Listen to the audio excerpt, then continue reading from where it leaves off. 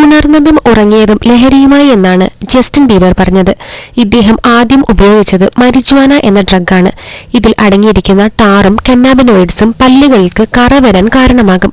അങ്ങനെ പല്ലുകൾ തിളക്കമില്ലാതെയാകും. പിന്നെ മരിജുവാന ഉപയോഗിക്കുന്നവർക്ക് വായ വരണ്ടതായി നിൽക്കും. അപ്പോൾ പല്ലുകളൊക്കെ പെട്ടെന്ന് കേടുവരികയും വയറിലേക്കുള്ള ദഹനത്തിനും ദോഷം വരും. മാത്രമല്ല വായിൽ വെളുത്ത ഫംഗസ് അണുബാധ ഉണ്ടാകുകയും വായ്നാറ്റം, പല്ലുകൾ നഷ്ടപ്പെടുകയുമൊക്കെ ചെയ്യും. തുടർച്ചയായി മരിജുവാന ഉപയോഗിക്കുമ്പോൾ വായിലെ കോശങ്ങൾ തകർത്ത് ചുണ്ടുകൾ, തൊണ്ട, വായിനുള്ളിലൊക്കെ ഡാമേജ് വരുത്തി ക്യാൻസർ ഉണ്ടാകാനുള്ള സാധ്യത വർദ്ധിപ്പിക്കും.